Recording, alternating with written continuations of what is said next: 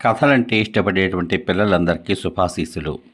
బాల కథా సాహిత్యంలో ఎందరెందరో ఉత్తమ కథకులు ఈనాటి బాలురే రేపటి పౌరులు అనబడే పిల్లల కోసం ఎంతో ఉత్తమ కథా సాహిత్యాన్ని అందిస్తున్నారు.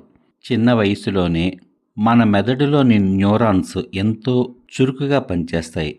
అంత ఉత్తేజితమైనటువంటి శక్తి కలిగి ఉన్న మనం చిన్నతనంలో ఎన్ని ఎక్కువ విషయాలను మన మెదడులో నిక్షిప్తం చేసుకుంటే అంత ఉత్తమ పౌరులుగా ఎదిగే అవకాశం ఉంటుంది. కాబట్టి టీనేజ్లో ఉన్నటువంటి పిల్లలందరూ కూడా చక్కని కథా సాహిత్యాన్ని విని ఆ కథలలోని నీతిని మన జీవితానికి అన్వయించుకుని మనం చేస్తున్నది తప్పా రైటా అని ఒకసారి ఆలోచించుకుని మన యొక్క భవిష్యత్తుకి మనమే పునాది వేసుకునే ప్రయత్నం చేస్తే తప్పనిసరిగా భవిష్యత్తులో ఉత్తమ జీవితాన్ని గడిపే అవకాశం భగవంతుడు మనకిస్తాడు.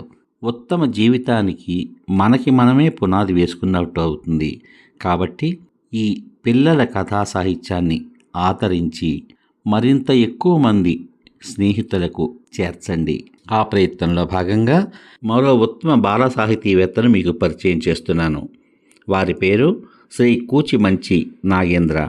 తూర్పుగోదావరి జిల్లా ఉండేశ్వరంలో 1963 నవంబర్ 21న జన్మించిన శ్రీ కూచిమంచి నాగేంద్ర మావయ్య గారు గృహ నిర్మాణ సంస్థ R&R పోలవరం ప్రాజెక్టులో పనిచేసి 2023 నవంబర్లో పదవీ విరమణ చేశారు. శ్రీ కూచిమంచి నాగేంద్ర మావయ్య గారు బాలల కోసం అనేక రచనలు చేశారు.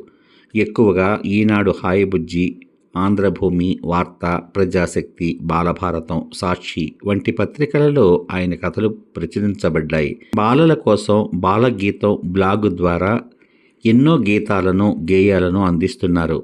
తనకు నచ్చిన కొన్ని కథలను ఎన్నుకుని అసలే కోతి అనే బాలల కథా సంపుటిని ప్రచురించారు. చందమామలో మేనమామ అనే మరొక కథల సంపుటిని నవతెలంగాణ పబ్లిషింగ్ హౌస్ వారి ద్వారా ప్రచురణ జరిగింది. ఈ కథలన్నీ బాలల కోసం తేలికైన భాషలో వ్రాశారు. ప్రతి కథలోనూ నీతినో సందేశాన్నో బాలలకి అందిస్తూనే ఉన్నారు. జంతు పాత్రలతో కథలు రాయడానికి ఆయన ఎక్కువగా ఇష్టపడతారు.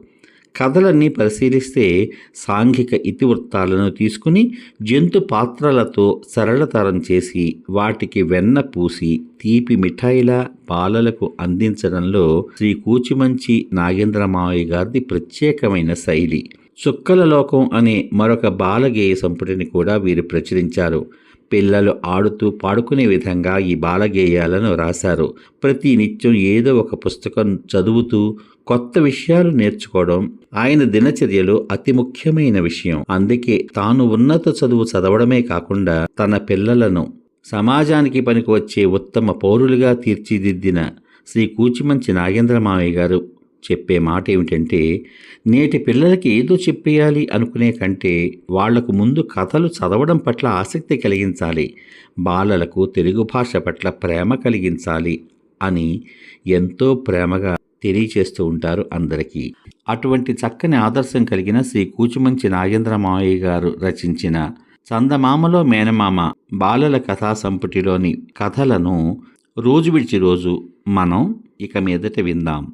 వారి కథలలోని నీతిని, మంచిని గ్రహించి మీరు సమాజంలో మంచి పౌరులుగా స్థిరపడగలిగితే ఈనాడు ఉత్తమ బాల సాహితీవేత్తలందరూ ఎంతో కష్టపడి వ్రాస్తున్న బాల సాహిత్యానికి ఒక ప్రయోజనం చేకూరినట్టే. ఇక ఈరోజు శ్రీ కూచిమంచి నాగేంద్ర మావయ్య గారు రచించిన చందమామలో మేనమామ బాలల కథా సంపుటి నుండి మొదటి కథ అపాయంలో ఉపాయం విందాం. మరి విందామా? శ్రీ కూచిమంచి నాగేంద్ర మావయ్య గారు రచించిన చందమామలో మేనమామ బాలల కథల సంపుటి నుండి మొదటి కథ అపాయంలో ఉపాయం మీకోసం. చిత్రాంగి నది ఒడ్డున ఉన్న అడవిలో జంతువులన్నీ మృగరాజుతో సమావేశమయ్యాయి. అడవిలోని జంతువులకు, పక్షులకు వైద్య సేవలు అందించే ఎలుగుబంటి మీద పెద్ద చెట్టు కొమ్మ విరిగి పడడంతో అది మరణించింది. ఆ వార్త అన్నింటికీ చాలా బాధ కలిగించింది. జీవుల్లో ఎవరో ఒకరు తన వద్ద వైద్యం నేర్చుకోమని ఎన్నోసార్లు చెప్పింది ఆ ఎలుగుబంటి. కానీ మనమే ఎలుగుబంటి ఉండగా వేరేవారెందుకని నిర్లక్ష్యం చేశాం. మన అడవిలో వైద్యులు లేరనే విషయం నన్ను కలవరపెడుతోంది అంది మంత్రి ఏనుగు. మంత్రి, నువ్వు చెప్పింది అక్షరాల నిజం. మన ఎలుగుబంటి సేవలు మరువలేనివి బాధగా చెప్పింది సింహం. ఇప్పుడు మనలో ఎవరికైనా జబ్బు చేస్తే ఎలా మహారాజా? దీనంగా అడిగింది కుందేలు. అదే ఆలోచిస్తున్నాను సమాధానమిచ్చింది సింహం. మహారాజా, నాదొక విన్నపం. మన పొరుగున ఉన్న అడవిలో సులోచనుడు అనే లేడీ వైద్యం చేస్తున్నట్లు తెలిసింది. అది నాకు దూరపు బంధువు. మీరు అనుమతిస్తే నేను వెళ్ళి దాని దగ్గర వైద్య విద్య నేర్చుకుని వస్తాను అంది లేడీ. అమ్మో, అక్కడ రాజు దగ్గర ఉండే నక్క చాలా జత్తులమారి ఎవరినైనా సరే వంచించి రాజుకు ఆహారంగా మారుస్తుంది. ఆ అడవికి వెళ్ళిన వారు తిరిగొచ్చిన దాఖలాలు లేవు అంది కాకి. ముందుగా అక్కడి రాజును కలిసి అన్నీ వివరించి అనుమతితోనే సులోచనుడి దగ్గర చేరతాను. అంతకంటే మరో మార్గం కనిపించడం లేదు అంది లేడీ. సరే, నువ్వు జాగ్రత్తగా వెళ్ళిరా. నీ వెంట మన కాకిని కూడా తీసుకెళ్ళు. అక్కడి సంగతులు ఎప్పటికప్పుడు అది నాకు చెబుతుంది అంది మృగరాజు సింహం. మరుసటి రోజే పక్కనున్న అడవికి బయలుదేరి వెళ్ళింది లేడీ. ముందుగా అక్కడ మృగరాజుని కలిసింది. రాజా, మా రాజుగారు మీరు చాలా గొప్పవారని, మీ అండదండలతో ఇక్కడ నేను వైద్యం నేర్చుకోవచ్చని చెప్పి పంపించారు. మీరు అనుమతిస్తే సులోచనుడి దగ్గర శిక్షణ తీసుకుంటాను అని కోరింది లేడీ. అలాగే, ఇక్కడ నీకొచ్చిన భయం ఏమీ లేదు. మా వైద్యుడి దగ్గర అన్నీ నేర్చుకో అని ఆశీర్వదించింది ఆ సింహం. హమ్మయ్యా, ఓ గండం గట్టెక్కింది అనుకుంది లేడీ. దూరం నుంచి ఈ మాటలు విన్న కాకి సంతోషించింది. అప్పుడే అక్కడికి వచ్చిన నక్క విషయం తెలుసుకుని, అయ్యో, కాస్త ముందు వచ్చి ఉంటే ఆ లేడీ రాజుని కలవకముందే దాన్ని ఆహారంగా మార్చేదాన్నే. అయినా అప్పుడేమైందిలే, ముందుంది మొసళ్ళ పండగ. ఈ లేడీ ఆహారం అవడం ఖాయం అనుకుంది మనసులో. ఎదురుగా వచ్చిన నక్కకు వినయంగా నమస్కరించింది లేడీ. బుద్ధిగా వచ్చిన పని చూసుకో, తేడా వస్తే మా మహారాజ్ సంగతి నీకు తెలియదు అంటూ హెచ్చరించింది అది. తర్వాత సులోచనుడిని కలిసి విషయం అంతా చెప్పింది లేడీ. తమ బంధుత్వాన్ని కూడా వివరించింది. సులోచనుడు సరే అనడంతో, అమ్మయ్య, ఇక మా అడవికి వైద్యుడు దొరికినట్టే అనుకుంటూ చిత్రాంగి నది వైపుగా ఎగిరింది కాకి.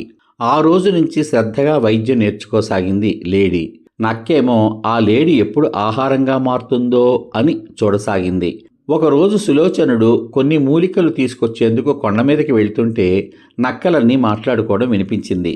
రేపటితో పక్క అడవి నుంచి వచ్చిన లేడీకి శిక్షణ పూర్తి అవుతుంది. మన అడవిలో జాతర కూడా రేపే. జంతువులన్నీ కొండ దగ్గరికి వెళ్తాయి. అప్పుడు మన మహారాజు ఆకలితో కోపంగా ఉంటాడు. ఆ సమయంలో ఈ లేడీని మహారాజు పిలిచాడని ఆయన దగ్గరకు వచ్చేలా చేస్తా. ఆకలితో ఉన్న సింహాన్ని వేటకు ఉసికొలుపుతా అంది నక్క. ఆ మాటలు విన్న సులోచనుడికి ఏం చేయాలో అర్థం కాలేదు. పక్క అడవి లేడీని ఎలాగైనా కాపాడాలి అని అనుకుంది. ఇంతలో ఓ ఉపాయం ఆలోచించింది. వెంటనే మహారాజు వద్దకు వెళ్ళింది. ఏం సులోచన, ఇలా వచ్చావు అడిగింది సింహం. మహారాజా, మీకొక విషయం చెప్పాలని వచ్చాను. నా దగ్గర వైద్యం నేర్చుకుంటున్న లేడీ తింగరిది. నేను సూచించే మందులన్నీ జంతువులకి ఇచ్చే ముందు అది రుచి చూస్తోంది. దాంతో దాని శరీరం మొత్తం విషంగా మారిపోయింది. పొరపాటున దాన్ని ఎవరైనా వేటాడితే వెంటనే చచ్చిపోతారు. ఈ విషయం మీకు చెప్పమని నక్కకు చెప్పాను. ఎందుకైనా మంచిదని నేను కూడా చెబుతున్నాను అంది సులోచనుడు. అలాగా, అయితే ఇక నేను చూసుకుంటాను, నువ్వెళ్ళు అంది సింహం. మరుసటి రోజు సింహం పిలుస్తోందని చెప్పి లేడీని మహారాజు దగ్గరకు తీసుకువెళ్ళింది నక్క. మహారాజా, మీరు ఆకలితో ఉంటారని తెలుసు, అందుకే తగిన ఏర్పాటు చేశాను అని గుహ బయటే ఉన్న లేడీని చూపించింది. సులోచనుడు నాకు చెప్పమని నీకేమీ చెప్పలేదా అని నక్కను అడిగింది సింహం. ఆ సంగతి తర్వాత, ముందు మీరు ఈ లేడీ సంగతి చూడండి ఆతృతగా అంది నక్క. అవునవును అని తన పంజాతో నక్కను ఒక్క దెబ్బ కొట్టింది సింహం. దాంతో అది కుప్ప కూలింది. నువ్వు నేర్చుకున్నది చాలు, నీ అడవికి వెళ్ళిపో అని లేడీకి చెప్పింది సింహం. ఈ రోజుతో నా వైద్య విద్య కూడా పూర్తయింది మహారాజా, ధన్యవాదాలు అంటూ సెలవు తీసుకుంది లేడీ. సమాప్తం. ఇంతవరకు మీరు శ్రీ కూచిమంచి నాగేంద్రమావయ్య గారు రచించిన చందమామలో మేనమామ బాలల కథల సంపుటి నుండి మొదటి కథ అపాయంలో ఉపాయం అనే కథ విన్నారు. జీవితంలో మనకి కూడా ఎలాంటి అపాయం ఎదురైనా ఆవేశపడకుండా, భయపడకుండా చక్కని ఉపాయం ఆలోచించి బయటపడ్డం అనేటువంటిది నేర్చుకోవాలి అనే చక్కని నీతిని అందించిన ఈ కథను రచించిన శ్రీ కూచిమంచి నాగేంద్రమావయ్య గారికి హృదయపూర్వక నమస్కారాలు తెలియచేసుకుంటూ తర్వాతి భాగంలో మేడ మీద పంట అనే కథ విందాం. ఈ కథ కనుక మీకు నచ్చినట్లయితే మీ బంధువులకు, మిత్రులకు, స్నేహితులకు అందరికీ షేర్ చేయండి. ఈ కథలోని మంచిని మీ మిత్రులతో చర్చించండి. మళ్ళీ తర్వాయి భాగంలో కలుసుకుందాం. అంతవరకు సర్వే జనా సుఖినో భవంతు. శుభమస్తు. స్వస్తి.